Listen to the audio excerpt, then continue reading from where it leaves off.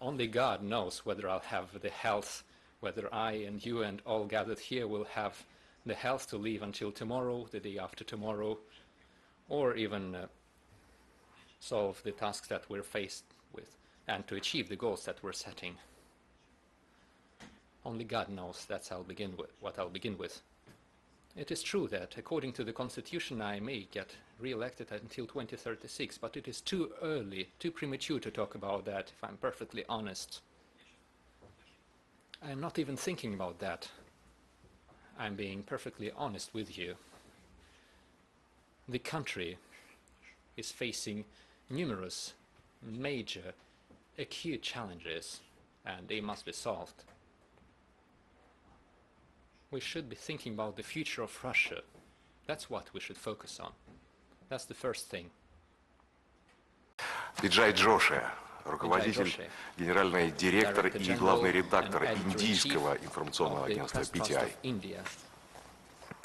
Mr. President, first of all, thank you for this opportunity and for your hospitality. Mr. President, as you're preparing to travel to India for the BRICS summit in September, and the global community is watching the evolving dynamics between Moscow and New Delhi very closely. While the special and privileged strategic partnership remains the cornerstone for both nations, some observers say that India's alignment with Washington creates structural frictions with Russia.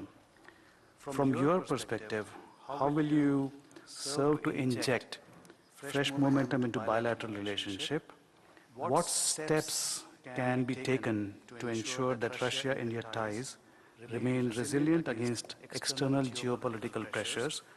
And how would you describe the India-Russia relations in this redrawn geopolitical landscape, in your words, please? Thank you. А вы сами их назвали, сами их описали. Так и есть на самом деле. Вы сказали, это особо привилегированное стратегическое партнерство. Так и есть. Но оно складывалось тоже не вчера, не позавчера, не год, не 5 лет назад. Оно складывалось десятилетиями. В 1947 году, когда Советский Союз установил дипломатические отношения с Индийской Республикой и делал все для того, чтобы поддержать становление нового государства. Мы очень рады, что Индия, благодаря трудолюбию и таланту индийского народа, добилась существенных и значимых результатов в своем развитии. Все хорошо знаем, вот все здесь собравшиеся точно знают наверняка, что Индия среди крупных экономик мира демонстрирует на сегодняшний день самые высокие темпы экономического роста.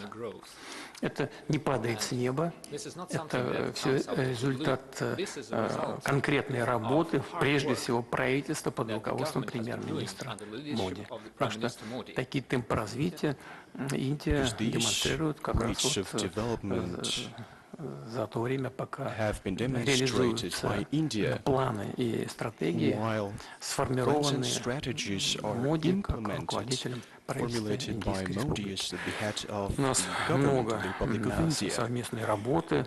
Мы уверены, что мы в ближайшие годы выйдем на 100 миллиардов долларов торгового оборота. Сейчас около 60-58 миллиардов. Но у нас есть все предпосылки для того, чтобы работать более активно и добиваться более амбициозных целей.